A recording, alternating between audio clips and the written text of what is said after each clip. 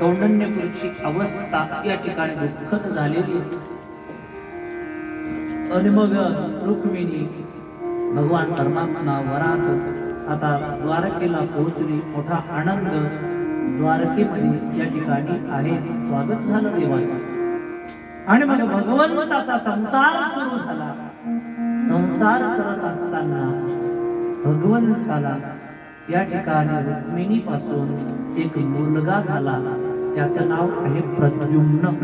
प्रद्युम्न त्याचं नाव. या प्रद्युम्नाचं मला जन्म झाल्याबरोबर आकाश मार्गाने एक राक्षस उडत आला आणि उडत येऊन त्या प्रद्युम्नाला महाराज घेऊन गेला. तो राक्षस आकाश मार्गाने घेऊन गेलेला आहे. का घेऊन गेला? त्याचं नाव शंभरासूर राक्षसाचं नाव. त्या शंभरासुराला असं वरदान माहिती होतं की कृष्णाच्या मुला पण आपल्याला मरण आहे. या मुला पण मरण येऊ नये म्हणून त्याला घेऊन जावं, मुलासुराला संपवावा. म्हणून तो आकाश मार्गाने गेला. आकाश मार्गाने जात असताना बाल हत्या आपण कशाला? राक्षस होता पण असं विचार त्याच्याकडे. पूर्वीच्या काळी राक्षस होते पण त्यांच्यामध्ये सुद्धा सत्व गुणाची वृद्धी या ठिकाणी आपल्याला बघायला मिळत होते. आता माणसं येते, माणसं असं सत्वगुण त्यांच्याकडे असतातच असं नाही. म्हणून चला त्याने विचार केला आपण या मुलाला मारायचं नाही. आकाश मार्गाने चालला होता, खाली समुद्र होता. एक काम करूया, समुद्रामध्ये टाकून देऊ म्हणजे त्याला. काय त्याची कर्मगती जशी असते तसं तो त्या ठिकाणी मरण पावणारच आहे. आपण कशाला आपल्या हाताने हत्या करायची? मग त्या मुलाला घेऊन समुद्रामध्ये टाकला. पण जिसको राखे साया मार सके ना कोय. ज्याला भगवान परमात्मा तारतो त्याला कोणीही मारू शकत नाही. आणि मग अशा अवस्थेमध्ये तो मुलगा समुद्रामध्ये टाकला. त्याला एका माशाने गिळलेला आहे. त्याला माशाने गिळलं. पुढे तो मासा एका कोळ्याच्या महाराज गळाला अटकला. त्या माशाला बाहेर काढलं. आणि मग भला मोठा मासा करायचं काय? त्या कोळ्याने विचार केला आपण आपल्या राजाला विकू. आणि त्याने त्या राजाला विकलं. ज्या राजाला विकलं तो कोण राजा माहिती का? त्याचं नाव शंभरासूर. तोच हा राजा. मग राजाला म्हणे हा एवढा मोठा मासा आहे, काय करायचं यात? म्हणजे तुम्ही सांभाळा. म्हणजे तुम्ही विकलेला घेतला तो मासा राजाने आणि आपल्या स्वयंपाक करणाऱ्याला या ठिकाणी दिला. म्हणजे याला कापायची भाजी तयार करा. कापला मासा, परिणाम असा त्या माशामध्ये जिवंत मुलगा निघाला. राजाकडे मुलगा दिला. मुलगा काय करायचं म्हणे त्या स्वयंपाकाच्या हाताखाली काम करणारी एक बाई होती. त्या बाईला तो मुलगा तिला मूल बाळ नव्हतं. तिला म्हणजे तू सांभाळ कर. ती मुलाचा सांभाळ करू लागली. तिचं नाव रती. रती त्या मुलाला सांभाळू लागली. महाराज मुलगा मोठा होऊ लागला. एक दिवस नारद महर्षी शंभरासुराच्या दरबारात आले आणि त्या रतीला या ठिकाणी सांगू लागले ज्या मुलाचा तू सांभाळ करते तो मुलगा कोण आहे तुला माहिती का? म्हणे कोण आहे? अगं बाई तू त्या मुलाचा ज्याचा सांभाळ करते तो मागच्या जन्माचा तुझा पती आहे. पती आहे म्हणे हो. कसं? मग तिने सर्व नारदाने तिला मागचा पूर्ण इतिहास सांगितला. बघ म्हणे राम प्रभूंच्या त्रेता युगातल्या अवतारामध्ये या ठिकाणी महाराज तारकासुराला मारण्यासाठी शिव भगवान परमात्म्याला समाधीमधून जागा करायचे. शिव भगवंताचा आणि पार्वती मातेचा विवाह व्हावा याच्यासाठी सर्व देवांनी कामाला या ठिकाणी पुढे केलेलं आहे. आणि मग कामाला पुढे केलं आणि कामाने आता शिव भगवान परमात्म्याची तपश्चर्या महाराज भंग व्हावी त्यासाठी तिथे गेला. वेगवेगळे हावभाव करू लागला, नृत्य करू लागला. वसंताला सोबत घेतलं. पण शिव एक नाराज केले. शिव ही आपल्या आराध्याचं चिंतन करत होते. कोणाचं चिंतन? श्रीराम जय राम जय जय राम. श्रीराम जय राम जय जय राम. भजन करी महादेव देव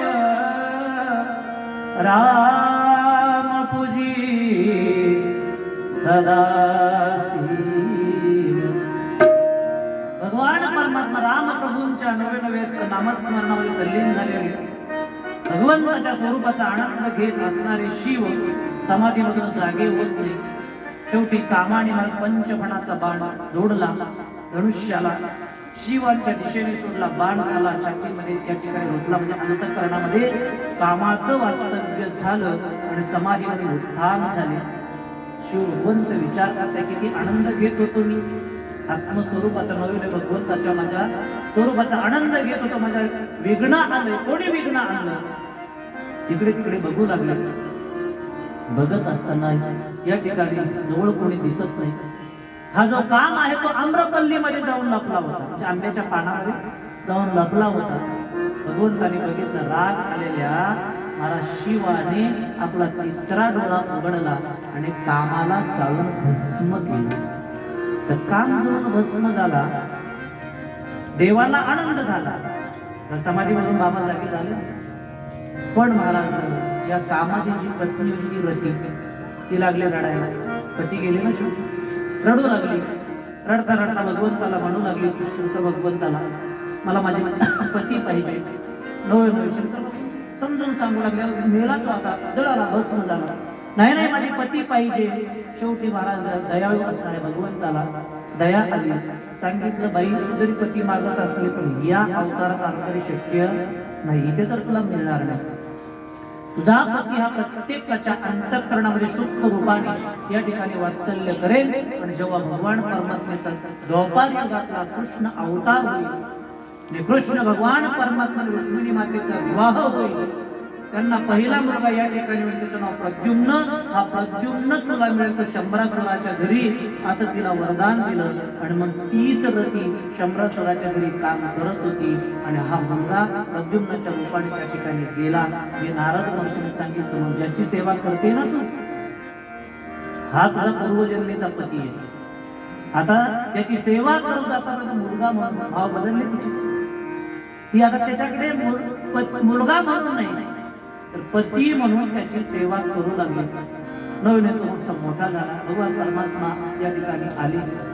नवे प्रद्युम्न आणि शंभरासुराचं युद्ध होतं. शंभरासुर मारला जातो आणि रतीला घेऊन प्रद्युम्न परत द्वारकेमध्ये येतात.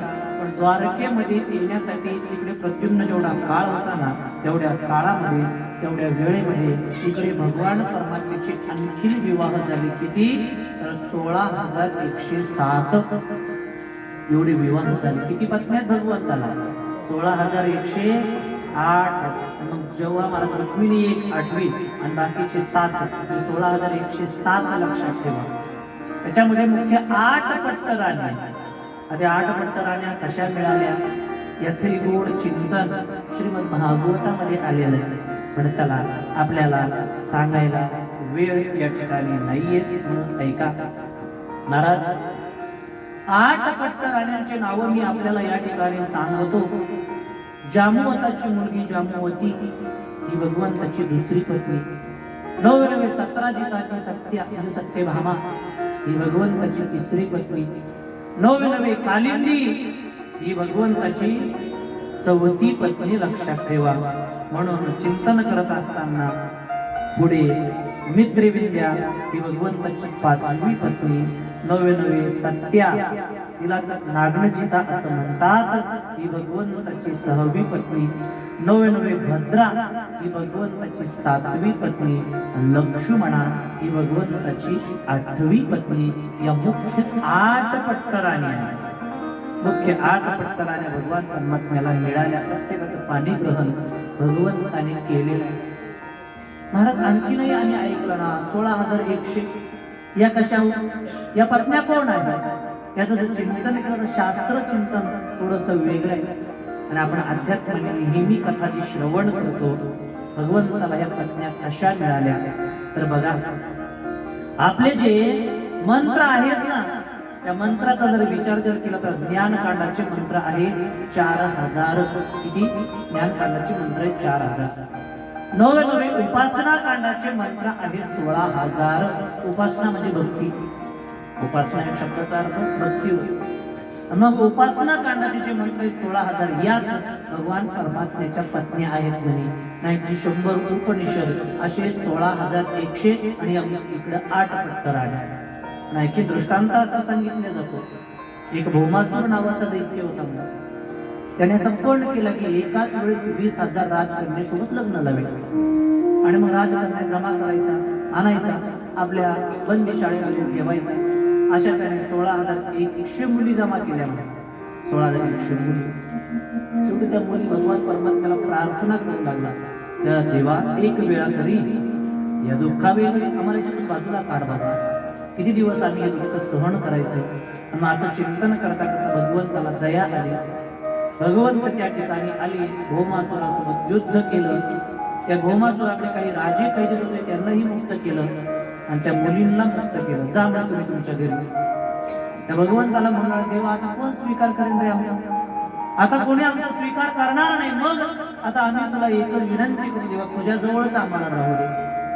तूच आमचं पाणी ग्रहण कर. आणि मग 16,100 मुलींसोबत एकाच वेळेस पाणी ग्रहण केलेला भगवान परमात्मा आता मोठ्या आनंदाने त्याचा संसार या ठिकाणी सुरू आहे. पुढे याच कथेमध्ये भगवान परमात्म्याच्या मुलांचं चिंतन, प्रद्युम्न आणि अनिरुद्धाच्या विवाहाची कथा आलेली आहे. नवनवीन रुक्मिणी आणि भगवान परमात्म्याच्या संवादाचंही चिंतन फार चांगल्या पद्धतीने आलं. पुढे भगवंत आता भीमा कर्वी जरासंधाचा उद्धार भगवंताने करून घेतलेला आहे. नवनवीन शिशुपाल, दंतवक्र यांना सुद्धा महाराज गती म्हणजे यांचा सुद्धा उद्धार भगवंताने केला. या कथेच्या नंतर पुढे भगवंताच्या गडिवाळ भक्ताची म्हणजे रामदेवाची कथा आलेली आहे. नेहमी आपण चिंतनामध्ये ही कथा या ठिकाणी करत असतो. बघा, सुदाम देवाकडे 18 विश्व दारिद्र्य म्हणजे भौतिक जर विचार जर केला तर राहायला घर नाही, खायला अन्न नाही, अंगावरचे कपडे फाटलेले आहेत. अशा अवस्थेमध्ये तो राहतो. निर्मळ अंतःकरणाने भगवान परमात्म्याला भेटायला गेला. ज्याला भेटायला जातोय त्याची अवस्था जर बघितली तर मोठा महाल नवीन त्याची नगरी सोन्याची, सोन्याच्या नगरीचा राजा आहे. नवे चहू बाजूला सर्व सैन्य. प्रापंचिक जर विचार जर केला तर महाराज 16,108 पत्नी आहेत. सार्वभौम आपण राजा ज्याला म्हणतो ते सार्वभौम राजत्व त्याच्याकडे आहे. आणि जो भेटायला जातो त्याच्याकडे खायची पंचित आहे. पण अशाही अवस्थेमध्ये महाराज हा राजा भेटायला गेला राजाला. राजा त्याला म्हणतात की महाराज ज्याच्याकडे भौतिकतेच्या बाबतीमध्ये विषमता नसते, अंतःकरणाचा ठाव घेऊन प्रत्येकाला तो जवळ घेतो त्याला राजा म्हणतात. लक्षात ज्या सुदाम भगवंताला भेटायला गेले, सुदाम देवाची अवस्था संतांनी वर्णन केलेली आहे. धोतर फाटलेलं आहे, जे पत्नीने दिलेले पोहे त्याच्या गाठोड्यामध्ये बांधलंय ते फडकं मळलेलं आहे. एका घरचे पोहे नसावी अशी त्याची अवस्था आहे. चालत चालत निघालेला आहे. नवे जात असताना जे भेटेल ते खायचं, नाही भेटलं तर उपवाशी राहायचं. पण चालला देवाला भेटायला. तिथे गेल्या नंतर आपला परिचय त्या द्वारपाळांना करून देतो. द्वारपाळांनी जेव्हा त्या भगवंताचा परिचय, सुदाम्याचा परिचय ऐकला, बघा म्हणे त्याचे कपडे फाटलेले, नव्याच्या चेहऱ्यावरती मालिन्य आलेलं आहे. पण जरी हा शरीर दृष्ट्या या ठिकाणी दुर्बल दिसत असला पण याचं मन फार मोठे आहे. मन फार मोठे आहे. म्हणजे बघा याचं शरीर दृष्ट्या याच्याकडे काहीच नाही भौतिक दृष्ट्या, पण मन किती मोठं आहे. तो काय म्हणतो, मी कोणाचा मित्र आहे? देवाचा मित्र आहे. देवाचा मित्र या ठिकाणी म्हणायचा. आणि मग सांगा तुमच्या देवाला, अरे द्वारपालो कन्हैया से कह दो, अरे द्वारपालो कन्हैया से कह दो,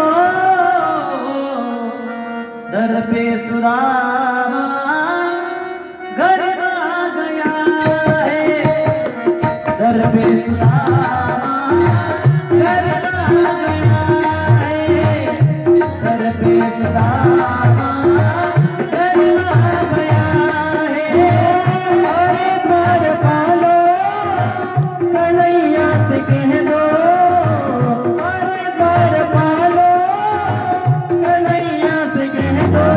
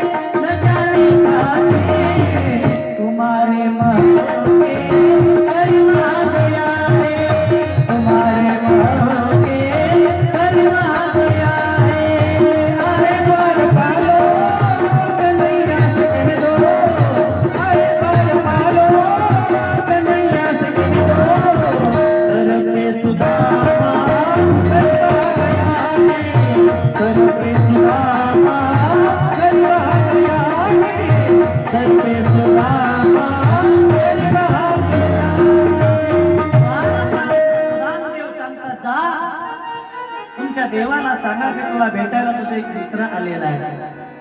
आणि मग द्वारपाळ आतमध्ये जातो, पडलेले चेहऱ्याने देवा, अरे बाबा या ठिकाणी एक दरिद्री ब्राह्मण तुला भेटण्यासाठी आलेला आहे. काय त्याची अवस्था, त्याच्या अंगावरती व्यवस्थित कपडे नाही, डोक्यावरती टोपी नाही, ना सर पे टोपी ना पैजामा, तन पैजामा, बता दो. अरे पण असा जरी असं तर नाव सांगत असेल ना, हा सांगतो ना म्हणे नाव. काय नाव आहे? बतावत आपणा नाम सुदामा. सुदामा नाव ऐकल्यावर भगवान परमात्मा राज सिंहासनावरती बसले. राज पायामध्ये खडावा सुद्धा घातल्याने सुदामा, मेरा सुदामा, मेरा सुदामा असं म्हटल्या बरोबर महाराज द्वारपाळावर असताना तोही मागे राहिला. ज्या राण्या होत्या त्याही मागे. महाराज सोन तेही दौडे चले आई मोहन. त्या सुदाम देवाला असं वाटायला लागलं होतं बरं का, आता महाराज एवढं मोठं महाल आहे, एवढं मोठं वैभव आहे, कदाचित आपल्याला ओळख देतो की नाही, विसरून गेला असेल आपल्याला, असं मनामध्ये भाव जागा होता. आपल्याला ओळखणार नाही ओळखलं तर आपण भगवंताला विमुख होऊ ना म्हणून विचार करत येईल का, तो मला भेट देईल का. एवढ्यामध्ये महाराज हा भगवान परमात्मा परत सुटला. सुदामा, मेरा सुदामा, मेरा सुदामा. सुदाम देवाशी आस लावून बघत होते दरवाजाकडे. जगाचा चालक मला कसा वरती हात करून सुदामा सुदामा सुदामा पळत आला. सुदामाने येताना बघितलं, अगोदर डोळे पाण्याने डबडबलेले भरलेले डोळे गळगळ गळगळ गळगळ अश्रू वाहू लागले. आणि भगवंत आल्याबरोबर मला सुदाम देवाला कडकडून म्हणलेला सुदामा, मेरा सुदामा. आणि मग महाराज भगवंताच्या डोळ्यातले पाणी सुदाम्याच्या पाठीवरती पडले. सुदाम्याचे पाणी भगवंताच्या पाठीवरती पडलेलं आहे. आणि सुदामा, मेरा सुदामा आया, मेरा सुदामा आया. कौतुक वाटवण मारला. रुक्मिणी मातेला सर्वांना कौतुक वाटवण कौतुक करून आले. काय असा पाहुणा आहे, काय असा पाहुणा आहे, त्याच्या पाहुण्याला भेटण्यासाठी भगवंताने पायामध्ये खडावा सुद्धा घालू नये. लगेच सुदाम्याचा हात धरला, सर्वांना बाजूला सारलं, आतमध्ये घेऊन गेले. आतमध्ये नेल्यानंतर सुदाम्याला सिंहासनावरती बसवलंय. देवाच्या जागेवरती कोण बसले आज? सुदामदेव बसलेले. भगवंत सुदामदेवाच्या पायाजवळ बसले. बघताय तर काय, तर महाराज पायामध्ये रक्त वाहत होतं, काटे टोचले होते, पाय उळवळे झाले. भगवंत काटे काढताय सुदामेच्या पायातले. काय माझ्या सुदामेची अवस्था. हाताने काटा काढताय, हाताने निघत नाही, तर भगवंताने मुख सुदामेच्या पायाला लावला आणि दाताने धरून असा काटा उपटला. महाराज काय प्रेम आहे महाराज. काट मुख पायाला का लावताय की माझ्या भक्ताचे रजत कण मला या ठिकाणी चाखायला मिळावे, म्हणून महाराज त्या ठिकाणी काटा काढण्याचं निमित्त आहे. आणखी आमचे गुरुजी सांगायचे काय झालं म्हणून, त्या भगवंताने सर्व गोरसच खाल्लं. बरोबर आहे की, सर्व गोरच खाल्लं. गोरस खाल्ल्यामुळे त्याचं तोंड असं उसाट पडलं म्हणून, तुझं तोंडाची चवच गेली होती. आणि मग ती तोंडाला चव यावी म्हणून माझ्या भक्ताचे रजत कण आतमध्ये मुखाने मला चाखायला मिळावे, हा एक भाव आमचे गुरुजी त्या ठिकाणी सांगायचे. किंवा भगवंताने ती माती खाल्ली ना, ती माती खाण्याचं कारण हेच सांगितलंय, गोरस खाऊन तोंड जरा त्या ठिकाणी वेगळ्या पद्धतीने पडलेलं आहे, चव यावी म्हणून. रजत कण आपल्या मुखामध्ये जावे त्या उद्देशाने पण आता भगवंताला सुदामेचे पाय धुवायचे होते. आपल्या पात्रात अगं पाणी आणा, पण एवढा वेळ कुठे. महाराज त्या पाणी आणायला तिकडे गेले तर आपल्या डोळ्यातल्या पाण्याने सुदाम्याचे पाय या ठिकाणी भगवंत धुतात. देखी सुदाम्या की दिनदशा करुणा करके करुणा निधि हुए, पानी परात को छुए नहीं, नैनन की जल से बगधो. आपल्या डोळ्याच्या पाण्याने सुदामदेवाचे पाय भगवंताने खऱ्या अर्थाने धुतलेले आहे. अशी गोड लीला भगवान परमात्मा करतात. पुढे भक्ताचा आशीर्वाद आपल्याला मिळाला पाहिजे. लीला करत असताना सुदामा काय बाबा बरं चाललंय का सर्व बरं आहे. अरे मग वहिनीने काहीतरी दिला असेल ना मला. आता मला सांगा, एवढं मोठं वैभव बघितल्यावर, एवढं मोठं वैभव बघितल्यावर ते खरंच पुढे दाखवावं नाही देवा काही नाही. अरे नाही काहीतरी असेल दिला असेल, ती पुढी अशी लपवायची, मागे लपवायची. भगवंताने ती पुढी हिसकवली, सोडली. बघताय तर काय माझ्या सुदाम्याची अवस्था. एका घरचे तांदूळ नसावे, एका घरची पोळी नसावी, आणि लगेच भगवंताने तो प्रसाद म्हणून अशी मूठ मारली. खाणार पहिली मूठ खाल्ल्यावर परिणाम काय झाला माहिती का, सुदामदेवाला काहीच माहिती नाही. तिकडे भगवान परमात्म्याने महाराज मूठ भर पोह्यासाठी गाव सोनियाचा दिला, गाव सोन्याचा करून टाकला. एवढंच नाही, आणि मग दुसरी मूठ वंदू जेव्हा घेतली ना, तेव्हा पत्न्यांनी हात धरला. रुक्मिणी मातेने काय करता जेव्हा खाऊ दे माझ्या भक्ताचा प्रसाद. तिने विचार केला, पहिल्या मुठीमध्ये पहिली मूठ खाल्ली तर लगेच सर्व गाव सोन्याचा दिवस करून टाकला. दुसरी मूठ खाल्ली का आम्हाला देऊन टाकली. मग जेव्हा आम्हाला एक प्रसाद सर्वांनी वाटून घेतला. 2-3 दिवस पुढे आनंदाने सुदामदेव राहतात. पुढे चिंतन करत असताना सुदामदेव त्या ठिकाणी राहत असताना आता देव भक्ताचा संवाद आहे. 2-3 दिवस गेले आणि मग सुदामदेव म्हणू लागले, चला म्हणजे देवच म्हणजे जायचं नाही का घरी, वहिनी वाट बघत असो, देवा गेलं पाहिजे. आणि मग सुदामदेव या ठिकाणी देवाचा विरोध घेऊन निघतात आनंदाने. म्हणजे या ठिकाणी दोघांनाही दुःख आहे, दोघांनाही विरहाचं दुःख आहे, पण आपली भेट झाल्याचा आनंद दोघांकडेही होता. शेवटी एकमेकांना निरोप देतात. भगवंत सुदामदेवाला आपल्या गावापर्यंत पोहोचवण्यासाठी वेगवेगळे रूप धारण करतात. आपल्या गावी जेव्हा सुदामदेव आले तर बघतात जिथे झोपडी होती तिथे महाल, जिथे झोपडी होती तिथे महाल. म्हणून आपण तिकडे गेल्यानंतर एखाद्या राजाला ही भूमी आवडली असावी आणि त्याने हे सर्व नगर निर्माण केलेलं असावं. म्हणून चला आपल्या झोपडीचं कोणाचा महाल येते तरी बघूया. आणि जेव्हा सुदामदेव तिथे आले, द्वारपाळ उभे होते, द्वारपाळ कोरडायला लागले, सुदामदेव आहे, सुदामदेव आहे, सुदामदेव आहे. हे सुदामदेवाची पत्नी सुशीला, तिने ऐकलं. चला लगेच तिने ताट घेतलं, सुदामदेवाची पूजा करायला पुढे निघाली. सुदामदेवाची काठी टेकत टेकत टेकत येऊ लागले. समोर एक ताट घेतलेली बाई येते. कोण बाई असली पाहिजे म्हणून असा हात लावला बरं तिने. त्यांनी असा हात लावला. आणि मग ती जेव्हा जवळ येऊ लागल्यानंतर ही जरा परिचयाची दिसते म्हणजे ही काय दिसते, परिचयाची दिसते. आणि ज्या वेळेस जवळ आली ना, हे तर आपलंच मॉडेल आहे, हे तर आपलंच मॉडेल. मग विचारलं, सुशिले काय वाटले? म्हणजे तुम्ही तिकडे गेले आणि देव इथे आले, देवाने आपल्याला हे वैभव दिलं. म्हणजे गळगळ डोळ्यामधून पाणी. काय माझ्या भगवंताची लीला आहे, किती प्रेम करतो. अरे मला एवढं सर्व वैभव दिलं आणि क्षणाची चावल सुद्धा लागू दिली नाही, मला कळू दिलं नाही, एवढं दिलं.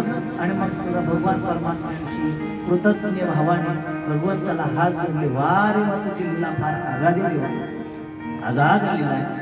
आणि मग त्या सुशिलेला बोलायला लागले, सुशिले एवढं आपल्याला मिळालं म्हणे, एवढं धन दिलं देवाने, एवढा नगरी सोन्याची करून दिली, सुदाम नगरी, पोरबंदर, आजचं पोरबंदर बरं का, पोरबंदर आजचं. आणि मग एवढी नगरी सोन्याची करून दिली.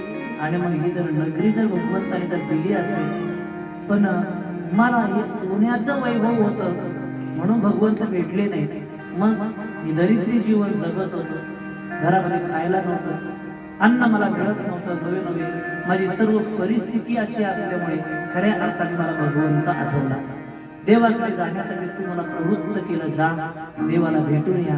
आणि मग खऱ्या अर्थाने मला जो देव मिळाला या वैभवामुळे नाही, तर माझ्याकडे वैभव नसल्यामुळे मी देवाला भेटायला गेलो, देवाचं दर्शन झालं. की म्हणजे तुमचं म्हणणं काय? माझं एकच म्हणणं आहे की या वैभवामध्ये आपल्याला गुंतायचं नाही या वैभवामध्ये. मग महाराज हा सर्वस्वाचा त्याग करायचा आणि भगवान परमात्म्याची प्राप्ती करून घ्यायची, त्याचं चिंतन करायचं. सुशीला होती महाराज, तिने महालाचा त्याग केला आणि सुदामदेवकडे ती परत वनामध्ये जाऊन झोपडी बांधून त्या ठिकाणी सुंदर भगवंताचं नामस्मरण करू लागले. असं सुदामदेवाचं चरित्र आहे, गोड कथा आहे. कितीतरी आपल्याला चिंतन या ठिकाणी मांडता येईल, पण थांबणं गरजेचं आहे. पुढेही आपल्याला कार्यक्रम भरपूर आहेत. मग कार्यक्रम असल्यामुळे जास्त वेळ नाही. आता पुढचा कथेचा भाव सर्व सांगत नाही, पण ऐका. पुढे भगवान परमात्म्याची जी मुलं आहेत, त्या मुलांना ऋषीचा शाप लागला. ऋषी शापाने सर्व मुलं त्या ठिकाणी म्हणजे यादव कुळाचा नाश झाला. बळीराम दादा सुद्धा जलरूप झालेले आहेत. नवे भगवंतांनी उद्धवाला ज्ञान एकादश स्कंदामध्ये सांगितलेलं आहे. त्याच्यामध्ये 9 योगेश्वर संवाद, नवे यदुराजाला म्हणजे या ठिकाणी वसुदेवाला, नवे या ठिकाणी दत्तात्रय भगवान परमात्म्याच्या संवादाचं चिंतन करत असताना म्हणजे यदूला दत्त भगवान परमात्म्याची भेट झाली. भेट झाल्यानंतर ती प्रसन्नता विचारल्यानंतर दत्त भगवान परमात्म्याने ही प्रसन्न असण्याचं कारण काय? म्हणजे गुरु म्हणजे बाबा या तलावात राहत असताना गुरु केले पाहिजे. नवे त्यांच्याकडून गुण घेतला. गुरु कोणाला म्हणतात? त्याच्याकडून आपल्याला शिकायला मिळेल, त्याला गुरु म्हणा. काही शिकायला मिळू द्या. महाराज जो तयाचा घेतला गुण तो म्या गुरु केला जाणार. आणि दत्तात्रय भगवान परमात्म्याने प्रत्येकाकडून गुण घेतला, त्यांना गुरु केलं. कोणाला गुरु केलेलं फक्त नावं सांगतो, पुढे चालतो. पृथ्वीला गुरु केलेला आहे. क्षमाशील हा गुण मला भगवंताने दत्तात्रय भगवंताने घेतलेला आहे. आणखी बघा, वायूला गुरु केलं, आकाशाला गुरु केलं, पाण्याला गुरु केलं. नवे पुढे चिंतन करत असताना आणखी अग्नीला गुरु केलेला आहे. नवे चंद्रमाला गुरु केलेला आहे. सर्पाला गुरु केलं, कबूतर, अजगर, समुद्र, पतंग, भृंगा. नवे आणखी हरिण, मधमाशी, हत्ती. नवे मीन म्हणजे मासा, पिंगला म्हणजे गणिका, वेशीला गुरु केलेला आहे. टिटवी, बालक, कुमारी.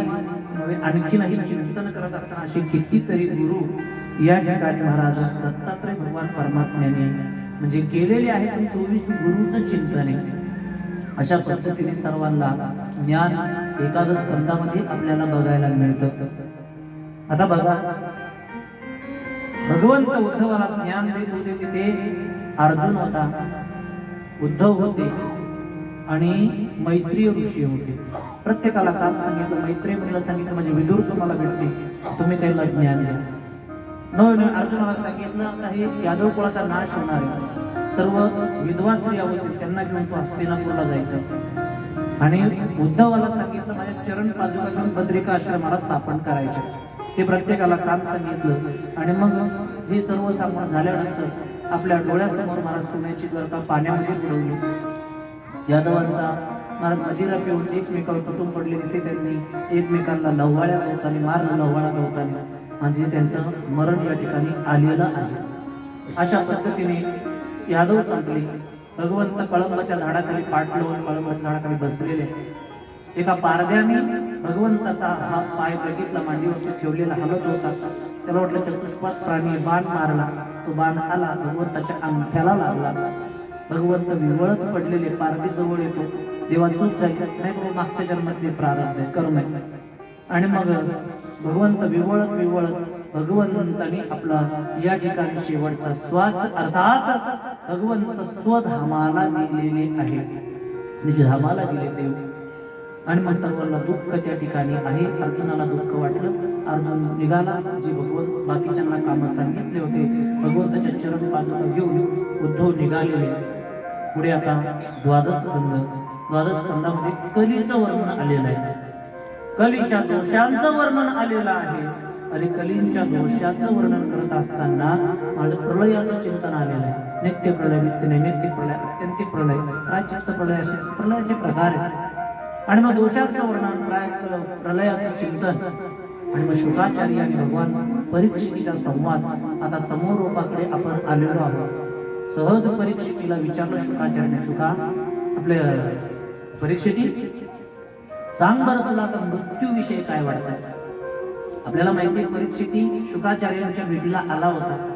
मनामध्ये काय भाव होता, मी मरणार आहे, 7 दिवसामध्ये माझा मृत्यू होणार आहे.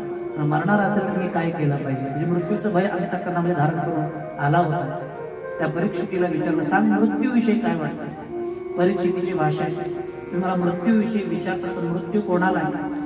मी अगोदर बोलून आलो, मृत्यू कोणाला, माझ्या शरीराला मरण आहे. शरीराला काय आहे, मरण. जे शरीर मरतं त्याचा जर आपण जर विचार केला तत्वदृष्ट्या त्या शरीराचा आणि आपला काही संबंध नाही. शरीराचा आपला काही संबंध नाही. त्याने सांगितलं जे मरत ते म्हणजे मी नाही, आणि जे कधीच मरत नाही ते म्हणजे माझं स्वरूप आहे. म्हणजे मी आत्मस्वरूप आहे. आत्म्याचा जर विचार केला आत्मा कसा आहे तर अमर आहात, अमर आहात. आत्मा कसा, गीतेच्या भाषेमध्ये नैनम चिंतन्ति शस्त्राणि नैनम दहति पावकः असा असणार हा आत्मा. अमर अमर. आणि आता आत्मा अमर असल्यामुळे हे शरीर मरत असल्यामुळे आणि शरीराचा माझा काही संबंध नसल्यामुळे या शरीरावरची आसक्तीच माझी निघून गेलेली आहे.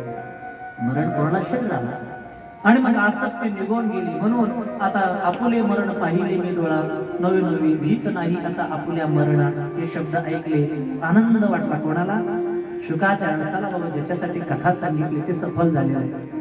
आणि मग आता म्हणे ज्याच्यासाठी कथा सांगितली की सफल झालं, चल आता गेलं पाहिजे. ठीक आहे, शुकाचार्याचं पूजन केलं. काय धन द्यायचं ते धन दिलं, दान द्यायचं दिलं. शुकाचार्य साधू महात्म्यांसोबत निघून गेले.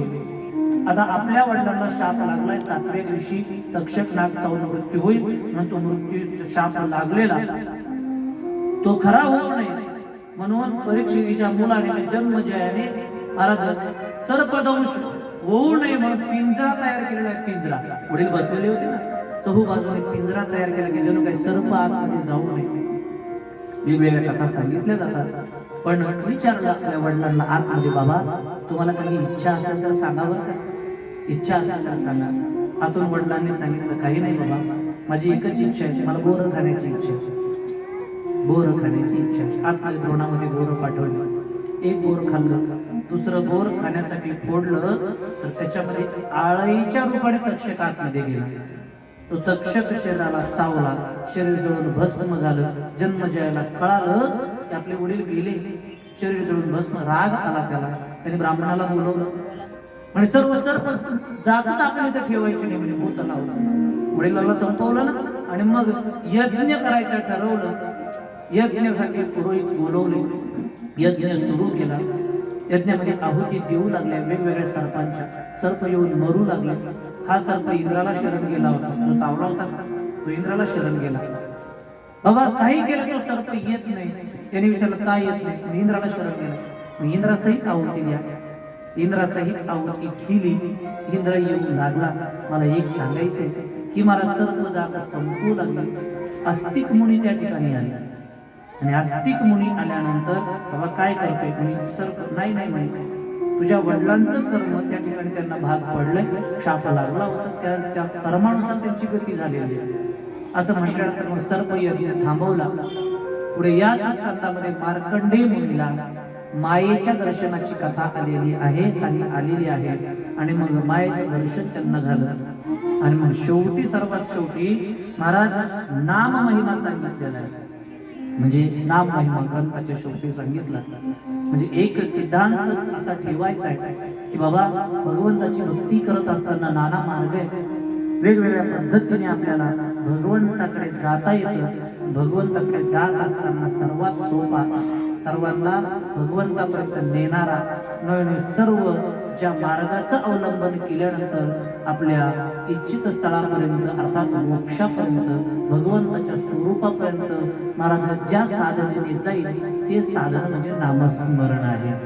म्हणून सर्वात शेवटी नामस्मरणाचा महिमा सांगितलाय.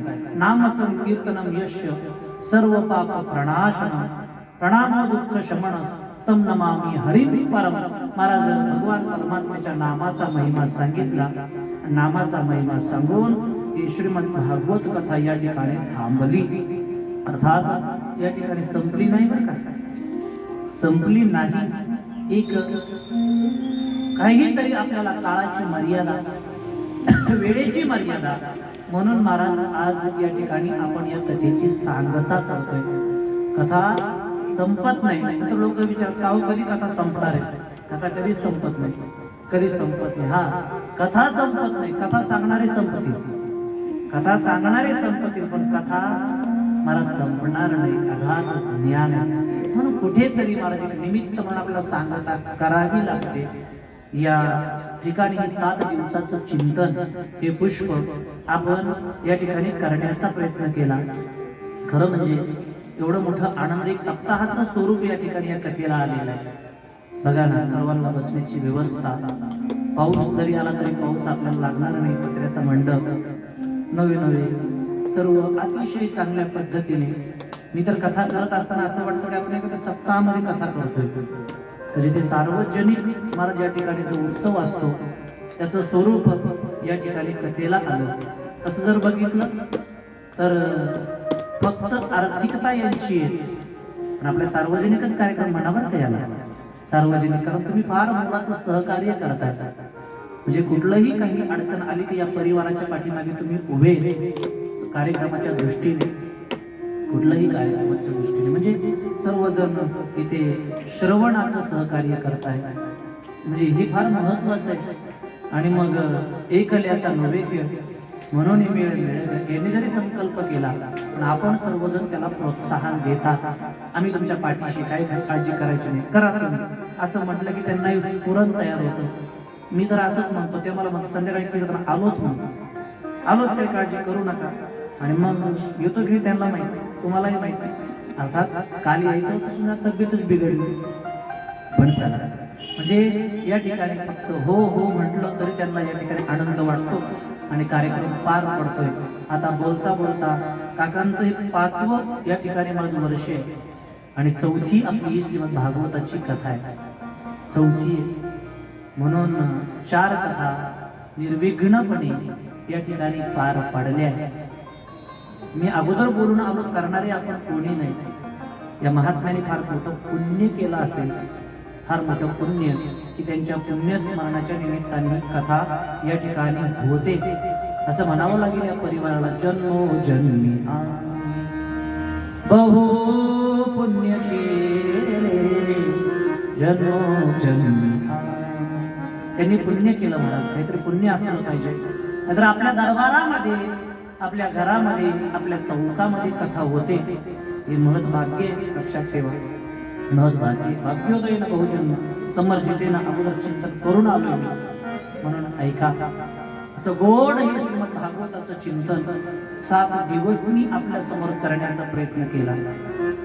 आता सेवा करत असताना, 7 दिवसाचे चिंतन करत असताना तुम्ही सर्व मोठ्या अंतकरणाची माणसं आहेत, मला माफ करणार हे माहितीच आहे.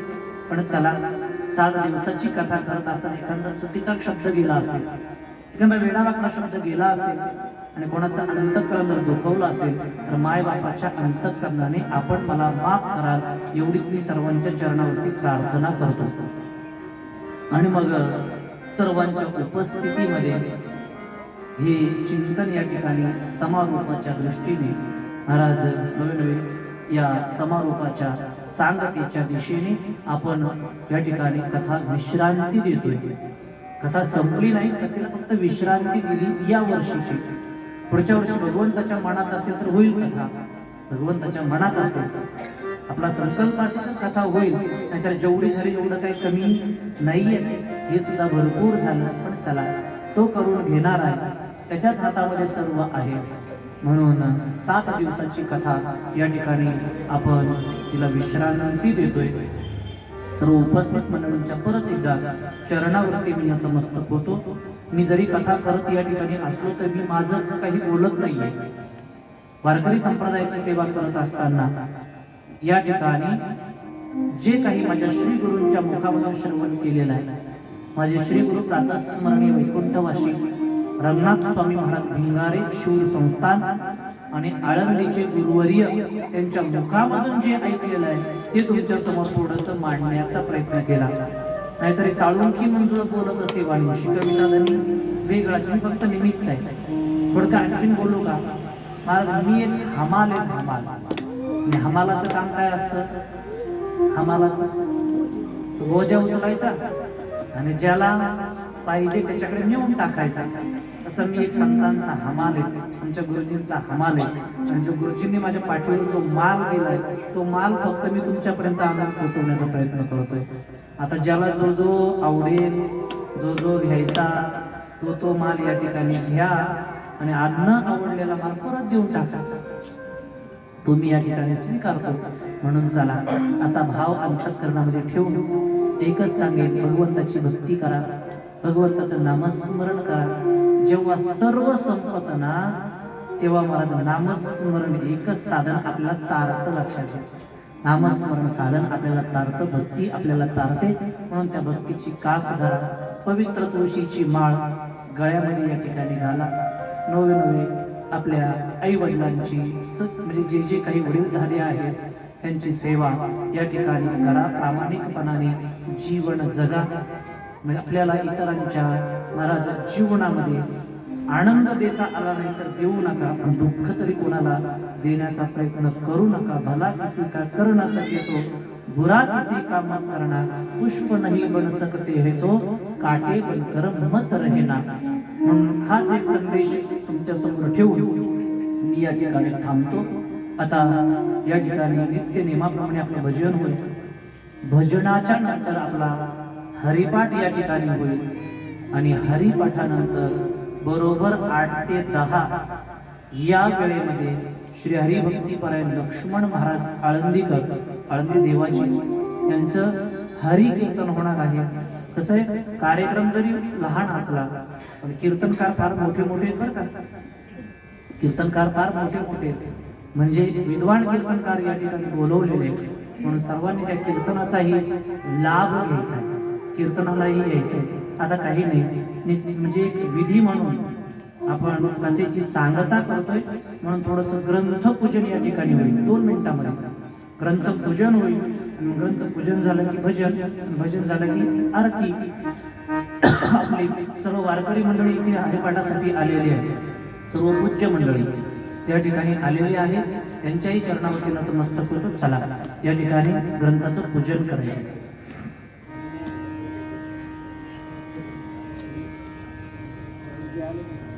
गुरुजी आहे घंटी मारा. चल जोडी या.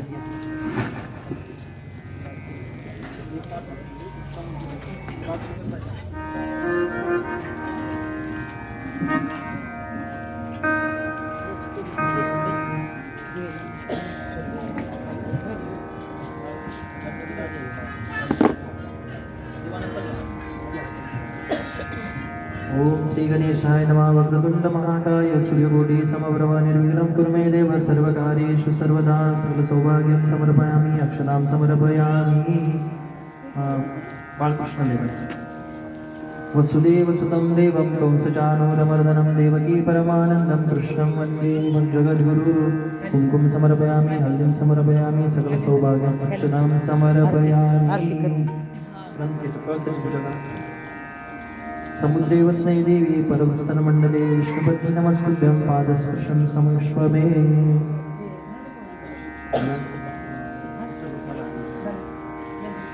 महायोगपीठे तटे भीमरथ्या वरं पुण्डलीकाय दातुं मणीन्द्रे समागत्य तिष्ठन्तमानन्दकन्दं परब्रह्मलिङ्गं भजे पाण्डुरङ्गं। कुङ्कुम समर्पयामि हल्दीं समर्पयामि सकल सौभाग्यं समर्पयामि।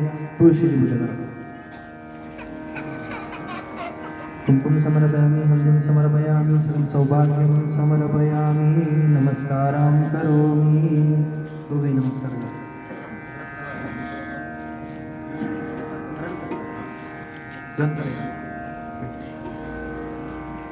वसुदेवसुतं देवं कंसचानूरमर्दनं देवकी परमानन्दं कृष्णं वन्दे जगद्गुरु।